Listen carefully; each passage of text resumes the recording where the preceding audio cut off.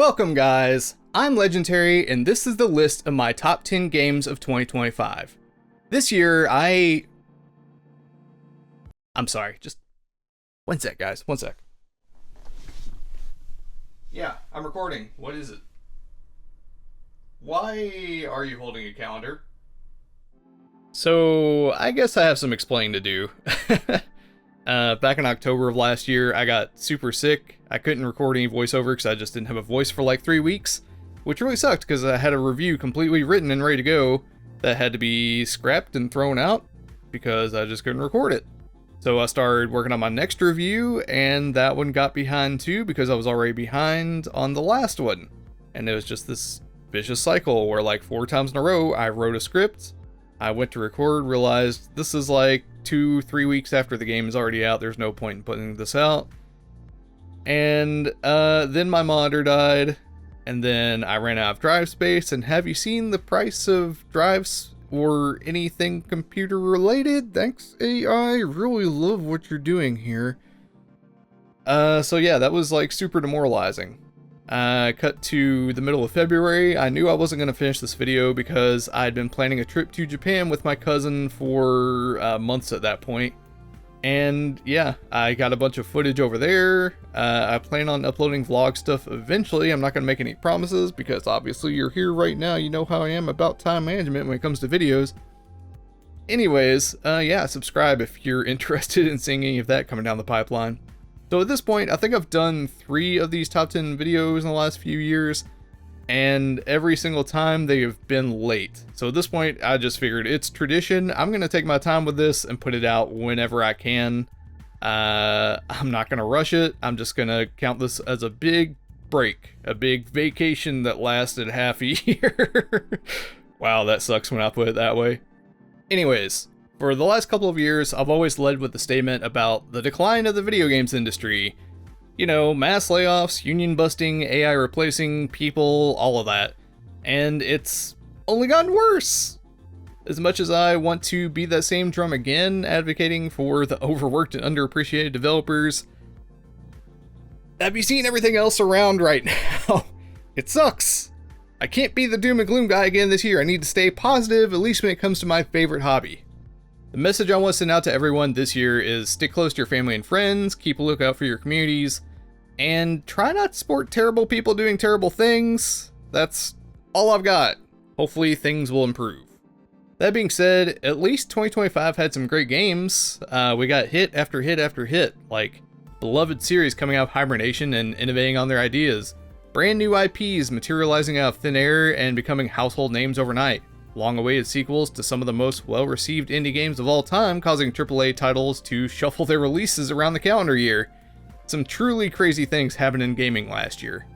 So, let's lay down the ground rules for my top 10. They are: number 1, no remakes or remasters. Number 2, no downloadable content. Number 3, no games that were released in previous years. And number 4, no ongoing early access titles. And I'll only say this once for the people in the back: any list like this is highly subjective. I played the games that I played last year, and neither myself nor any human on Earth is capable of playing every single game that comes out. If your favorite doesn't show up, it doesn't necessarily mean that I didn't like your game or thought it was a bad game. I just might not have had the time or the money for it, and narrowing down what I already did play to a top 10 list was already hard enough. But before we get to the top 10 list, let's hand out some awards before the awards. Sometimes a game is special. It has some particular aspect that makes it stand out from the rest of its contemporaries, and whether or not they fit within the rules of my top 10 list, I felt they deserved some moment in the spotlight and a little bit of healthy recognition. So let's start off with...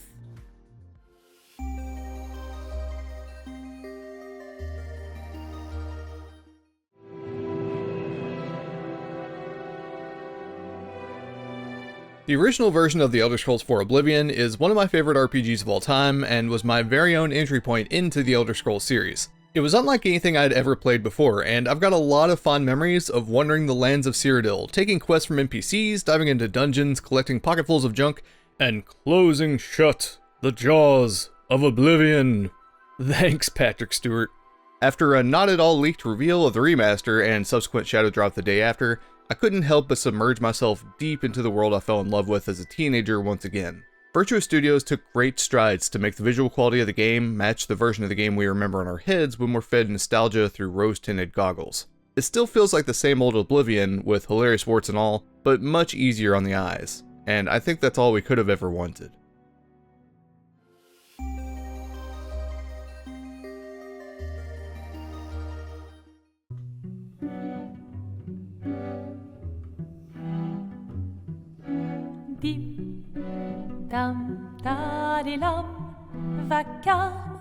I spent a lot of time adding, listening to, and repeating video game soundtracks through my music streaming service of choice last year, but there was one game whose music far and away saw more airtime than the rest. I think it's safe to say that Clair Obscur Expedition 33 took anyone who played it for a wild, emotionally charged ride, and the soundtrack is a major contributing factor in that. The amazing score, written and composed by Lorien Testard, often accompanied by vocals from Alice Deport-Percier and Victor Borba, elevated the game's narrative twists and turns into an unforgettable experience. One moment, you're witnessing the gommage at the start of the game and left to feel hollow and depressed. And the next, you're partying with the Jestrels on a beach, or splunking into a cave full of horrifying creatures, or beating up evil robot mimes. And through it all, your ears are being barraged with the coolest blend of sonic sorcery you can imagine. The fact that this was Testard's first time writing music for an actual game, and that he was found by the director on SoundCloud through an obscure internet forum neither had visited prior to that day, seems like a coincidence that was preordained by some invisible hand of fate. Actually, everything about Expedition 33's creation is insane, but that's a story for another time. For now, I just want to jam out to the saxophone.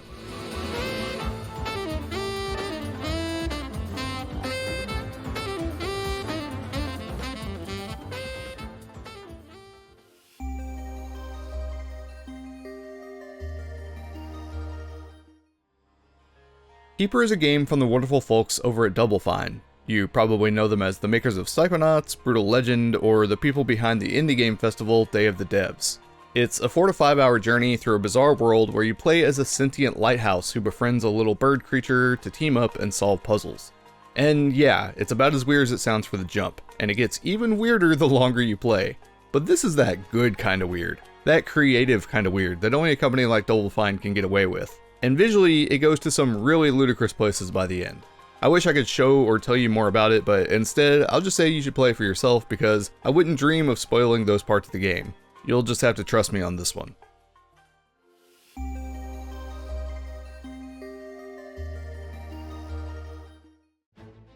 I mean, yeah, I don't know what else to say here. Everyone waited 7 years for this game, it's awesome, it's absolutely massive, and it surprised a lot of people to see that it would only cost $20.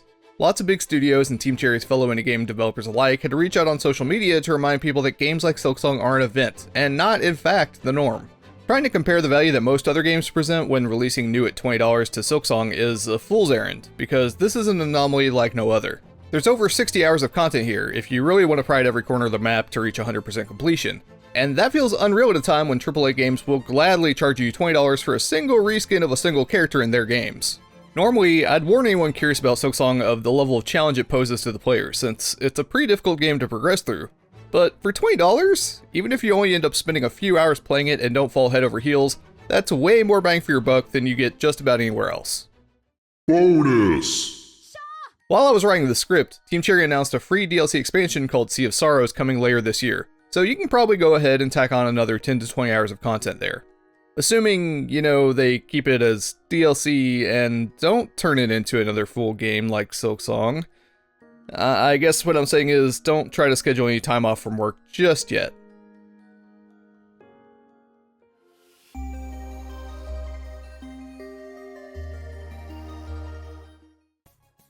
Long gone are the days of Telltale Games' supremacy over the narrative-based choose-your-own-adventure style games. While we can all look back and appreciate what they did for their first handful of amazing titles, the speed with which they committed to releasing their games and the steady decline in quality as they snapped up more pre-existing IPs for the Telltale treatment led them to eventual ruin. While some facsimile of their business still exists today, much of the talent already moved on and found a new home in ad hoc studios. They too have already had their share of monetary strife, but the members of Critical Role stepped in to finish funding and contributing their voices to the first release, the superhero office comedy known as Dispatch. Not gonna lie, I was really not sold on the game when it got announced. partially because of Telltale's tarnished track record, but also because the cast consisted mostly of content creators and streamers, which always feels like studios doing the "how do you do, fellow kids" meme in real life. In my opinion, a choice like that almost never adds anything, it just serves to distract the players from whether or not the game is any good in the first place. Lo and behold, it started receiving heaps of praise after the first couple sets of episodes had been released, and by the time all 8 came out, I did my due diligence and took it for a spin myself. I'm happy to say that a little bit of my cynicism got expunged that day. Dispatch is actually really good, and the parts of it that I expected to be cringe or roll my eyes at turned out to be perfectly passable. It's really well written, the voice acting from everyone sounds natural, and the game itself just felt like wrapping up in a cozy old blanket. Like we were able to step back in time to see what would happen to Telltale if they had made different choices after The Walking Dead Season 1 succeeded, and they took the time to improve their engine and evolve their formula. Needless to say, Dispatch caught me by surprise, and I'm glad that it's been such a successful project. Looking forwards to whatever Ad Hoc does next.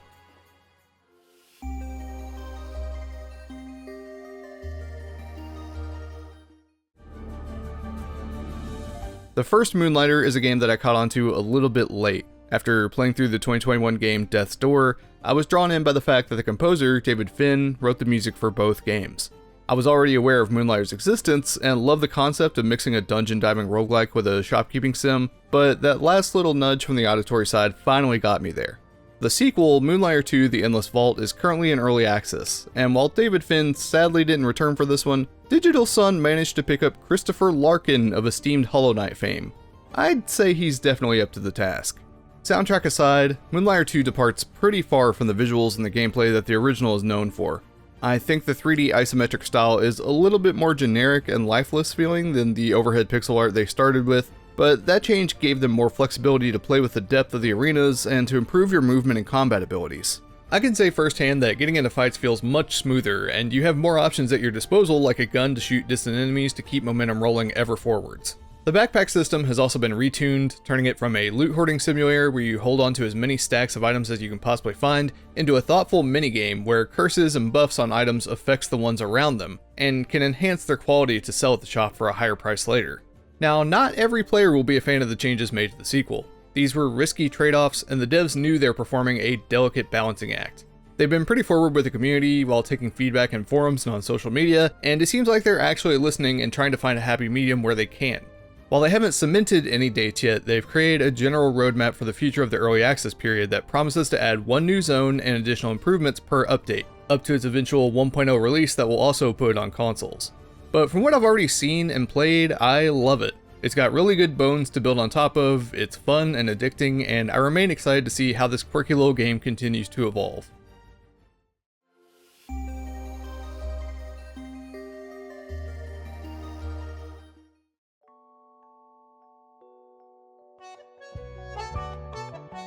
Lies of P took the Souls-like world by storm back in 2023, surprising everyone with its amazing world building and atmosphere set within a dark, fantasy, steampunky version of the Pinocchio story.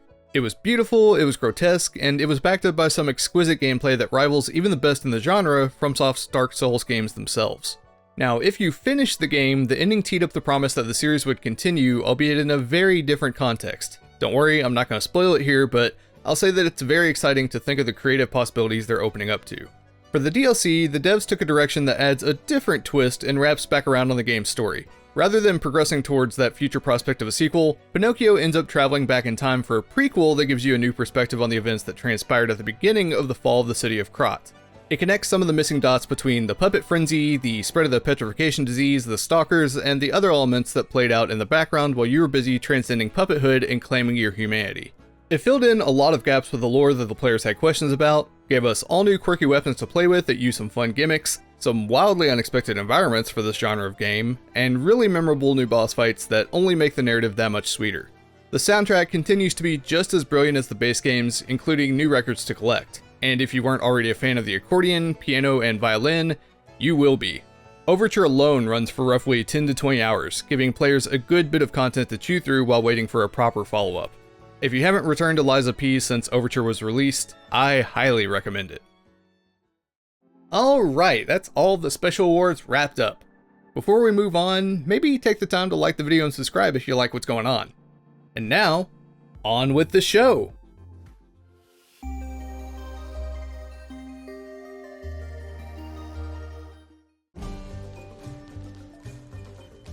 Monster Hunter Wilds is the game that I most eagerly awaited early last year, consuming every scrap of content that Capcom put out through their channels to keep up with the community discourse. It's pretty safe to say that most of the Western audience only caught on to the series when Monster Hunter World released for the then current console lineup of 2018, but it's been a pillar of pop culture over in Japan since the days of the PS2. Putting myself at risk of sounding like a hipster, but I've been big into the series for a few generations now. But if World was your first, I'm not gatekeeping at all. I'm just saying that was kind of its big reintroduction blowout, and I'm incredibly happy to see more people like you dive headfirst into the series. However, Capcom pivoted pretty hard to cater to their newfound audience, and that led to it getting a very rocky start. There's a certain appreciation that classic Monster Hunter fans have for the grind, prepping for the hunt right down to the meal that they put together, the perfect item loadout, tracking down what part of the map the target is hiding in, and calling over the rest of your squad to ambush it. That feeling of gradually cutting it down to size and being denied super rare materials you need to upgrade your gear for hours on end, until fortune finally smiles upon you. A lot of that texture and friction got swept away with Wilds in favor of shorter hunts and ease of access, but were then replaced with new, more annoying barriers. Monsters were visible on the map at all times, but hunting in the open world was just way less intuitive than starting a hunt from the mission board. While multiplayer has always been a series staple, it came to the forefront in Wilds, where you could see other players out in the world, but in order to play through the story with your friends, you had to interact with the horrendous double lobby system and rejoin with them after any cutscenes. The only weapons worth seeking out for the endgame were randomized Artium weapons, made by putting together artifacts that were easy to find, turning the system from a deterministic hunt for parts into a slot machine. And on PC, the performance was not fantastic if you had anything other than a top-of-the-line rig, thanks to their use of the RE engine, which wasn't created to handle open worlds, and a few awkward coding mishaps that the community found before the devs could. A lot went wrong, and I am not here to defend any of that. But you know the old saying, even a bad pizza is still a pizza? You can apply that almost directly to this game. Monster Hunter's identity, its core formula, is fun and exciting, and Wild still has that formula nailed down. Hunt a monster, collect the scraps, make weapons and armor, hunt bigger monsters. I don't think it's nearly as bad as the internet would have you believe, besides the lobby system, but it definitely could have had stronger intentionality behind the direction they steered it in. So let's talk about the things it did right and why it's on this list. First and foremost, the new monster designs. I believe that this roster includes some of the strongest, most incredible monsters Capcom have ever made. From the first second that I started hunting Ray Dow, it was like, holy crap man, he is super aggressive, he looks like he was built for murder, and his head turns into a frickin' laser beam. Turns out the Dr. Evil guy was really onto something there. And then the music kicks into high gear while lightning bolts crash around his nest that's full of radiant blue crystals. Just absolute cinema. Then you've got monsters using a new octopus skeletal rig like New Udra, who has glowing bioluminescent patterns and oily tentacles that ignite with fire when it gets mad. And Zuwu, or Jiwu, not quite sure how to pronounce it. Anyways, it's a super dexterous alien-looking freak that launches itself across the arena and attacks by whipping out rocky shurikens. Then there's Lala Barina, the white ballerina spider with hair that looks like a giant red rose on its backside, which it shakes to unleash paralysis effects on hunters. All these are top-notch designs. Then there are the new mechanics with the wound system and the rideable mounts called Sacrets. While both of these are a little controversial because they kind of make the game too easy, it's hard to deny just how much fun they are to have around. Being able to create wounds on different parts of a monster and then break them with a special attack to inflict massive damage and induce a stagger puts your team in more control than ever before. And having a customizable bird buddy that you can ride around, helping you to recover from monsters' near fatal attacks or just autopiloting to the target's next location while you sharpen your weapons and recover stamina, means there's never downtime doing what was essentially busy work in the past. And the story, while not the best written or most interesting part of the game, took some pretty big steps in trying to demystify some of the long-established lore of the series. Some of the stuff that was left on the cutting room floor since they wrote up the design documents for the very first game was finally touched on, and man, that felt unbelievable to see. Unfortunately, it also kind of felt rushed and didn't have a great payoff, but it showed that the devs are aware that older, dedicated fans want to see some more of the connective tissue between the games fleshed out. They've shown that they want to continue improving Wilds, and now that all the waves of post-launch content have been released, I can almost guarantee they'll release an expansion soon that revitalizes the community. Even though Monster Hunter Wilds isn't my favorite entry in the series, or many other people's for that matter, it's still a game that I spent well over 150 hours playing with some friends last year, creating some wonderful memories and enjoying my time. And that's why it makes number 10 on the list.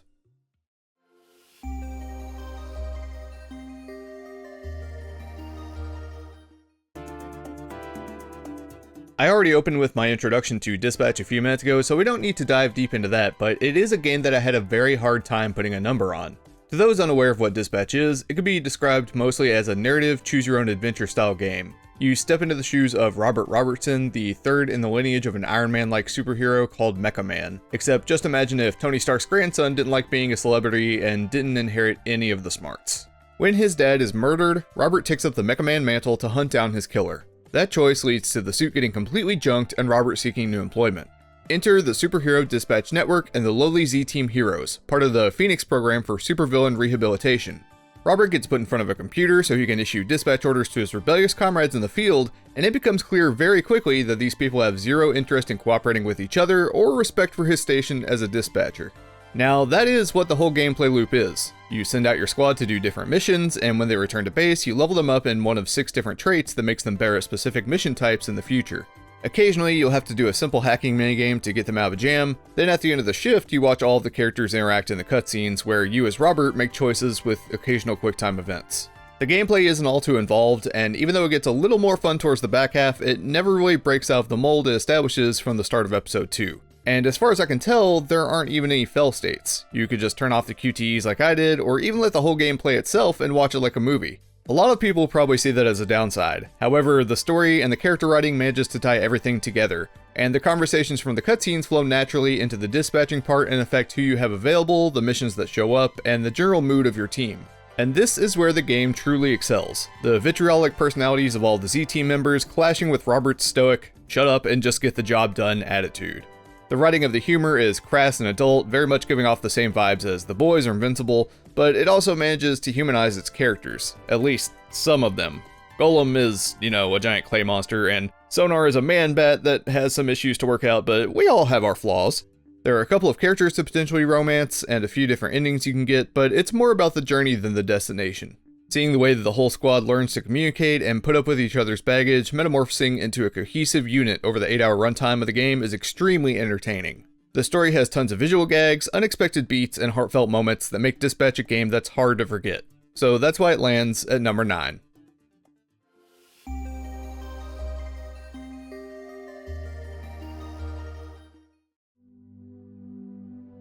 In the month of April, Blueprint snuck up on me like a thief in the night and stole all the extra hours I had laying around.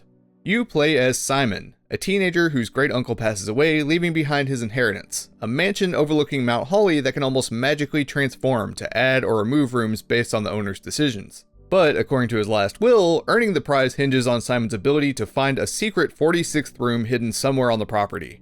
It's a roguelike puzzle game with a really distinct gameplay design. You patch together the mansion out of rooms on a 5x9 blueprint grid, exploring each one to find clues that help you solve overarching riddles along the way. Seemingly pedestrian objects that are strewn about in each room will come to have deeper meaning as you begin to recognize recurring patterns and uncover the plot that underpins your arrival at the mansion.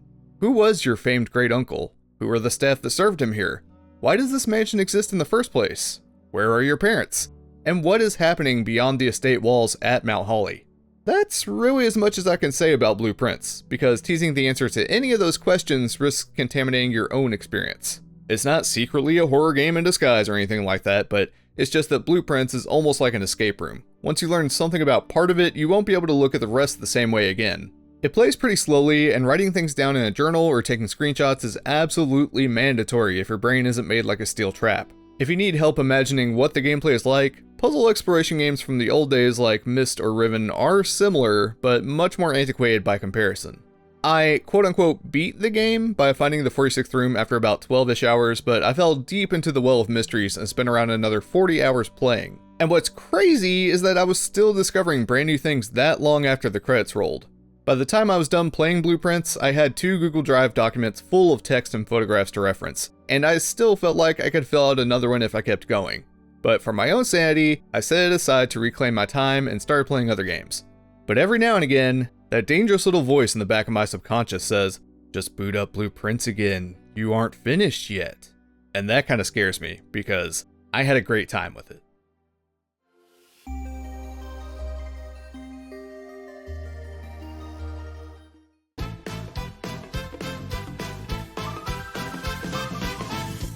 Who could have guessed that 2025 would be the year that the leader of the banana hoarding bunch overshadowed a certain pudgy Italian plumber in his go-karting ventures? Don't worry, I'm sure he'll reclaim his throne this year. After the first slate of launch titles released alongside the Nintendo Switch 2 system, Donkey Kong Bonanza was the first major release placed on the calendar by Nintendo themselves. It featured a new and much more expressive character design for DK, a new lineup of villains in Void Kong and his underlings, and most importantly, a massive overhaul in the gameplay department. While Donkey Kong was once a staple of the 2D platformer genre, and did try dipping his hairy toes into 3D platforming once on the N64, Bonanza's version of Donkey Kong does nearly the polar opposite by digging holes in the ground with his giant fists.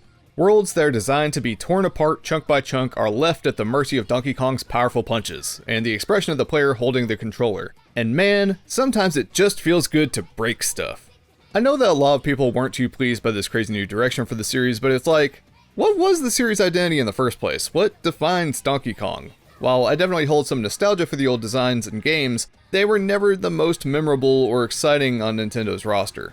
The rare version of Donkey Kong was just about as late 90s coded as possible, and even the more modern entries from the retro studios felt like they were fighting an uphill battle. If Nintendo wanted the Great Ape to survive in the 3D landscape, especially now that he's a part of their cinematic universe, it was pretty clear that they desperately needed to reinvent the character for a new generation. So, DK mines for banana-flavored gems now. Sure, Void Kong shows up with a giant mechanical meteor and crushes the whole mining colony into the hollow earth. Yep. The only way back to the surface is to travel through over a dozen sublayers of the world to get to the center of the planet and make a wish on a magical banana root? We probably jumped the shark a few times somewhere, but yeah, I guess that works. And hey, why not toss in Pauline and make it a musical adventure? The internal Nintendo team working on Bonanza were the same team who worked on Super Mario Odyssey, and everyone remembers the Jump Up Superstar celebration that happened at the end of the game. So she's going to be a kid, she's going to ride on DK's back and sing to make him transform into a bunch of weirdly misshapen animal forms. That's a fun idea. Each form can give him new ways to travel and reshape the environment. Yep. Let's turn him into Kirby, just like we turned Mario into Kirby. Everyone is Kirby! Thanks, Sakurai.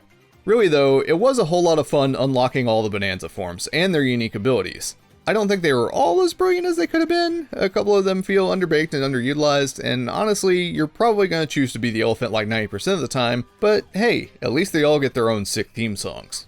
Now, I don't know why they decided to make most of the lyrics complete gibberish, but it's still hype as hell every time Pauline drops the beat.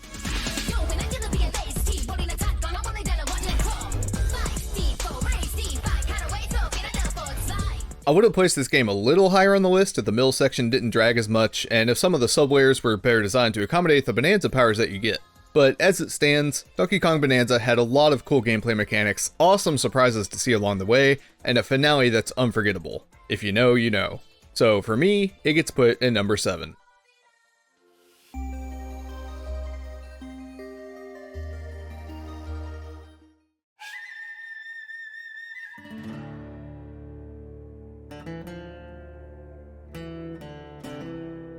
Ghost of Yotei is the anthological sequel to Ghost of Tsushima. That is to say, it's part of the same series, but it isn't directly related to the events of the former title. There are similarities in narrative, tone, and of course the style of game they are, but this one follows the tale of a completely new protagonist named Atsu. It takes place 300 years later in the northern Yotei region of Japan, now known as Hokkaido in modern day, as she attempts to get her revenge on the Yotei Six, a murderous band of masked outlaws that killed her family and ousted the rule of the current shogunate. One thing about Yotei that caught my attention right away is that it's a stunningly beautiful video game, so much so that I'd stop dead in my tracks at almost every open vista and pull out the photo mode for a shot, when I've never really felt compelled to do that in any other game. Tsushima was already good looking, but I feel it was a bit more subdued in the color space. Yotei experiments and uses a lot more vibrant yellows, reds, and shades of white that catch the eye across the landscape, giving it that late summer, early autumn vibe that most people like myself really enjoy. It only slightly falters when the game transitions into nighttime before the moon rises, when it gets a little bit too dark to see anything. And speaking of dark, the filmic black and white Kurosawa mode makes a return for all you fans of classic samurai cinema out there. But they also added 2 new modes that pay homage to other notable Japanese filmmakers. One is based on animator and director Shinichiro Watanabe, the man responsible for the likes of fan-favorite anime like Cowboy Bebop, and for the sake of our current conversation and one of my favorite shows as well, Samurai Champloo.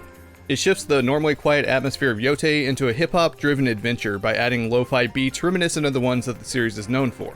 And then there's Takashi Miike mode, based on the man known for his extremely violent direction in Japanese cinema that worked on movies like Gozu and 13 Assassins.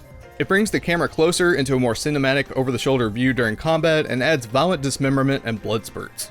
I'm kind of a traditionalist, so while I didn't stick to any of them longer than a few minutes, I appreciate that all of these are here, and I definitely think that a second playthrough would benefit from any or all of these. But with presentation aside, the game also just feels good to play. While Tsushima's protagonist Jin struggled to walk the line between the honorable way of the samurai and the ignoble path of the ninja in order to protect his homeland, Atsu's pursuit is one of revenge, using whatever means necessary. She isn't bound to any code or weapon or militaristic force. She is here to do one thing and one thing only: kill the Yote 6 so she can follow her family to the grave in peace. So Sucker Punch replaced the stance system from the first game with the ability to master multiple primary weapons, and they give you the freedom to pick up and launch objects found in the environments to give you an edge over your opponents. Fighting dirty is not a problem here. It's still relatively the same paper rock scissors mechanic, with different weapons being stronger against different types of soldiers wielding weapons of their own. But it feels a lot cooler kicking up the spear off the ground and tossing it at a grunt before pulling out the Adachi sword that's the length of Atsu's entire body to deal with a bruiser than it ever did to raise your katana at a slightly different angle as Jin. Also, they gave her a wolf companion that randomly shows up to aid her in combat, and it can be leveled up for more techniques too, so that's fun. Since the world is laid out so openly, it made the game easy to slip into autopilot mode and just kinda chill out while exploring and platforming around. Open world games haven't really hit home for me in a long time, and I even struggled to connect with Tears of the Kingdom for a while before things finally clicked. But Yote brought me back to the table craving more. Sometimes a simple checklist of fun objectives to complete, with some cool little twists that keep them from getting stale, makes for a cozy little vacation for your brain. I do have a few gripes about the way the narrative was laid out across the map, especially if you just want to collect all the weapons before doing anything else like I did, but hunting down the Yote 6 was enjoyable enough. And while I think some of the character casts might be a little weaker than Tsushima's at times, there were still some really good, unexpected, and even heartfelt moments that played out with them. I really liked what was here, and I hope Ghost of Yote's Legends multiplayer mode turns out just as cool as Ghost of Tsushima's.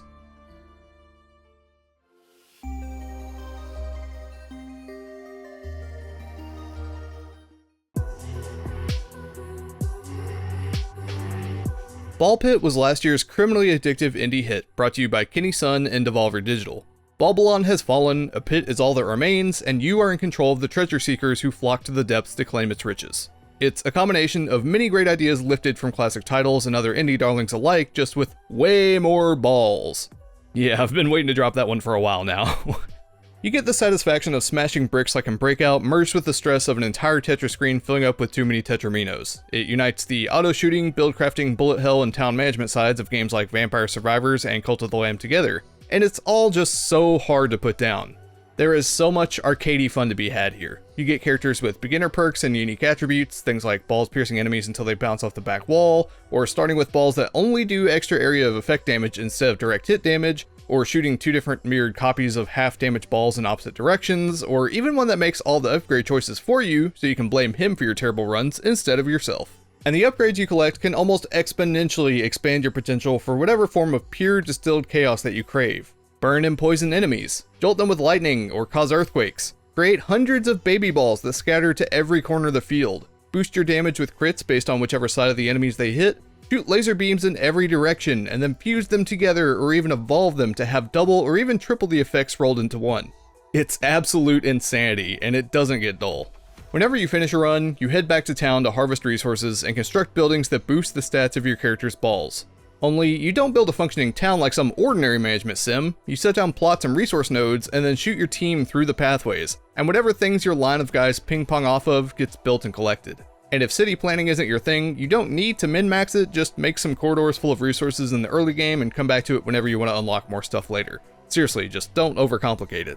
On a personal note, this game gobbled up so many hours. While I was sick and I couldn't record voiceover back in October, I picked it up and maybe it contributed to me procrastinating a lot longer than planned on a few videos that didn't end up coming out. At least that's the excuse I'm going with. I hate letting all that work go to waste, but you know what I don't hate? Blasting all these little creeps with balls.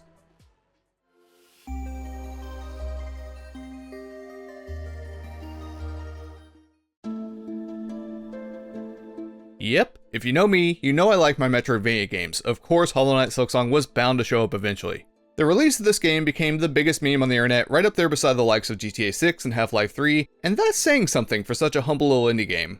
I think a lot of the hype started out genuine, but you know, the internet can turn anything into a joke and run into the ground, so I couldn't really tell where that line was a few years ago. I mean, I tried the first game back when it came out, but I think a mix of the difficulty curve and my knack for getting lost at the drop of a hat kind of drove me away from it.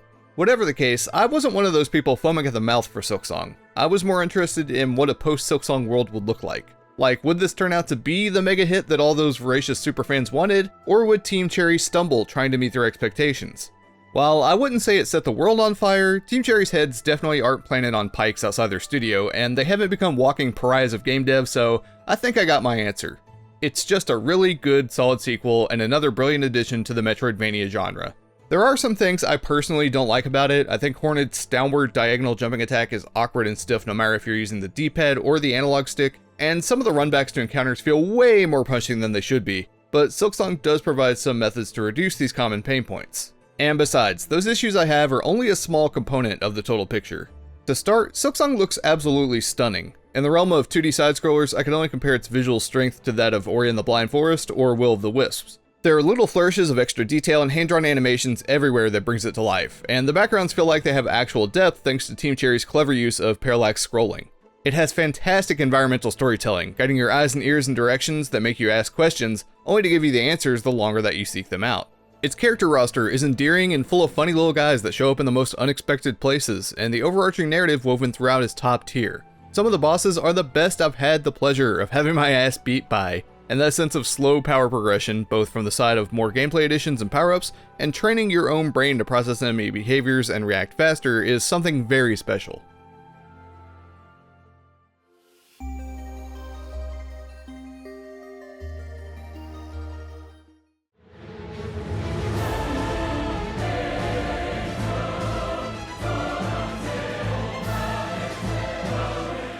If you told me a few years ago that an online multiplayer FromSoft Souls game would be anywhere near one of my Game of the Year lists, I would have asked which illicit substance you were on. Elden Ring Night Rain is one of those games where you can explain the entire premise to someone and they'll be like, this sounds like utter nonsense. And then you set them down in front of the controller for a couple of hours as part of a team, and suddenly it all starts to make perfect sense. But it feels impossible to explain why or how it actually makes any sense. And now I'm going to attempt to do precisely that.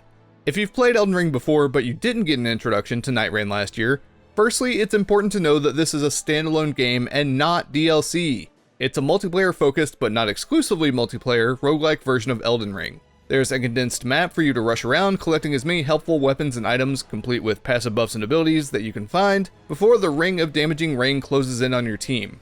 Then once the Eye of the Storm constricts, you fight a major night boss, and if you win, the map opens up for you to explore again. Then, after the rain closes in for a second night and you defeat a second major boss, you cap off the run by teleporting to an arena to face off against one of the many fearsome Night Lords. Did you get all that? I hope so, because we're gonna move on.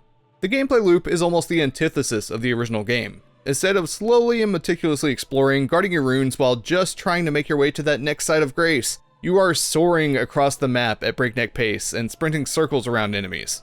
The faster you can clear encampments and remember all of the boss's attack patterns, the more efficient and fun your runs become. It kind of makes you feel like you're playing as a glass cannon superhero, since, the mechanics for combat are still Elden Ring-like at their core, but you're playing pre-established character roles that have unique identities and playstyles. In that aspect, it almost embodies the hero shooter genre, except with giant anime swords, bows, and magic instead of guns. There are even some light story vignettes and lore built into miniature missions for each character that you can complete while on runs. It's no epic narrative like the original tells when you pay attention to the item descriptions, but what's there is way more than I expected, and some of the unique cutscenes and story hooks were some of the most interesting things I've seen From Software pull off.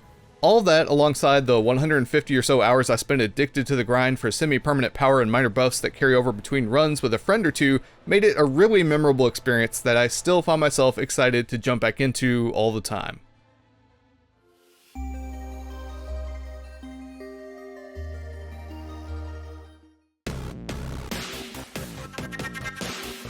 Look, I know I said that Ball Pit was last year's criminally addictive indie hit, but that's kind of on a technicality. Make no mistake, Supergiant Games is an indie studio, but it doesn't really feel like it anymore. They've proven themselves capable of putting out bangers time and time again while reaching an audience like almost no other self-published team out there since 2011. And technically, Ball Pit was published by Devolver.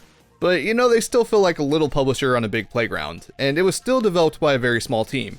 Also, we got to play Hades 2 in early access 2 years ago, but it didn't fully release with version 1.0 until last year, so let's just split hairs and say that both things can be possible. Ball Pit is one vice, Hades 2 is another, and both are really good for different reasons. If you've played either of the Hades games, you know that they have something that Ball Pit doesn't, and that's a massive dedication to the writing and the handcrafted visuals. In this isometric roguelike action game, you step into the role of Melinoe, Zagreus' younger sister, on a quest to free her siblings from the control of Kronos, the Titan of Time. And on that journey, you're aided by all of the gods and goddesses of Olympus who give you boons of power and fill in the story gaps of what you missed between the two games. Melinoe and her small group of absconders took refuge in the crossroads of Erebus, a place hidden between the underworld and the surface, and every time you venture out on a run and return, all of its inhabitants have something to say about your progress. But even while you're out in the field fighting, you'll come across people and even bosses that want to chew your ear off before tearing you to pieces. And the cool part is that the dialogue changes every time you bump into them again. It's almost inexhaustible. Along with the solid combat system, the multiple weapons to learn, the large collection of buffs and curses you need to carefully choose from, and the upgrades you can make to your home base by collecting resources, Hades 2 feels like a game you can practically play forever without seeing everything there is to see. Or at least 100 or so hours as I did without getting bored of it. And let's not forget the beautifully drawn character portraits, the fantastic voice cast, and of course the soundtrack gluing it all together. I'm never gonna forget my first time fighting against Scylla and the Sirens playing Coral Crown for as long as I live. What an awesome concept for a fight.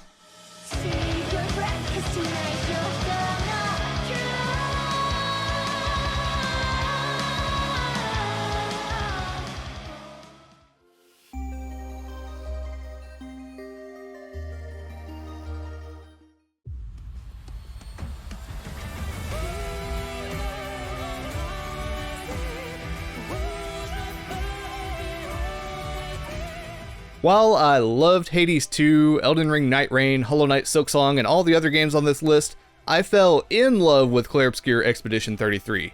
There's just something so special about this game that's difficult to put into words, whether we're speaking of the game itself or the story behind its creation. It's nothing short of a miracle that the game even came to see the light of day. When Expedition 33 made its public debut at an Xbox Showcase event, it felt like it had some unearned bravado, like who was this little French indie team with no prior games released? And what were they even doing in this presentation bookended by Doom and Ninja Gaiden?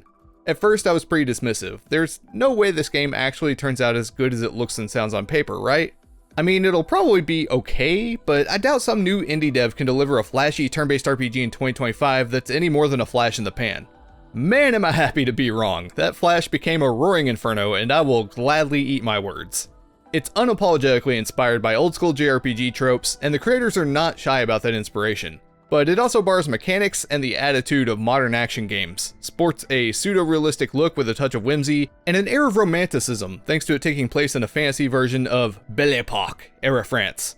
Yeah, I thought those were made up words before this game came out too, so sorry if I butchered it. But oh boy, is this game French. As you can tell, that's no accident. Sample Interactive, the folks making it, were very self-aware when it comes to how French culture is perceived around the world and chose to lean pretty hard into the joke. Like, playing the game without knowing that the devs are French has to feel like you're in some kind of bizarro parody world. For God's sake, you fight mechanical mimes and unlock outfits with bar-striped shirts, red berets, and baguettes strapped to your backs. But there's way more to Expedition 33 than the Frenchness, so let's drop the subject and talk about how this became one of my favorite video games of all time, starting with the characters. No RPG adventure would be complete without a diverse and well-written cast, and Expedition 33 was able to meet the high bar of standards set by the likes of Final Fantasy VII, Chrono Trigger, Persona 5, etc. I would even say that some of the members stand ahead above most other examples, because the interplay between the characters and the cutscenes and the conversations they have when traveling together feel so impactfully human. Some of these captured performances are the best I've ever seen in a video game, and hammer home the emotional toll the event known as the Gommage is wreaking on all of their lives. Gustav, voiced by Daredevil himself Charlie Cox and mocapped by Maxence Cazorla, is willing to put everything on the line so that those who come after his time can exist without the fear of being erased from existence.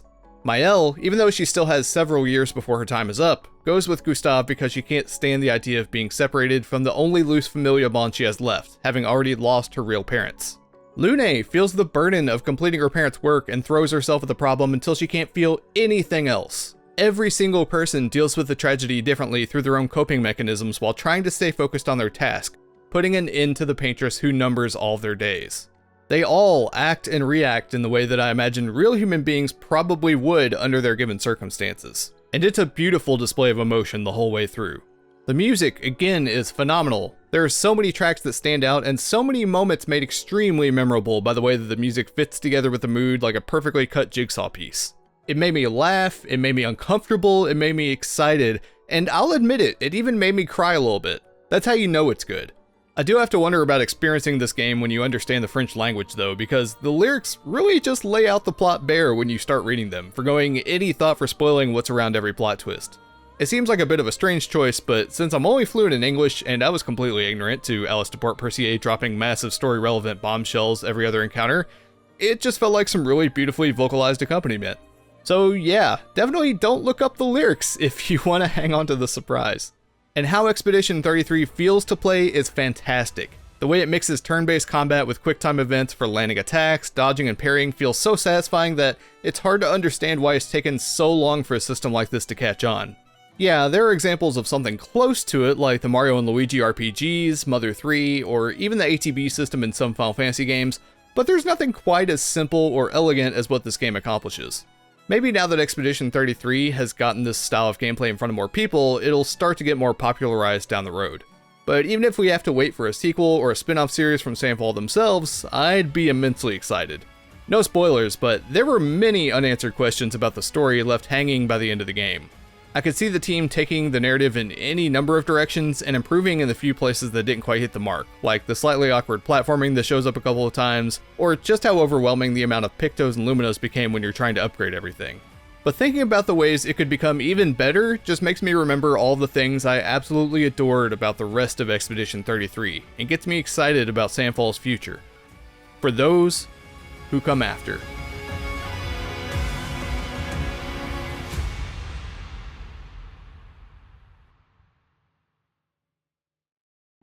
So, there you have it, my top 10 games of 2025. Just the smallest bit late. But hey, at least we made it just in time for all the summer game showcases. What did you have on your top 10 list? Let me know in the comments down below.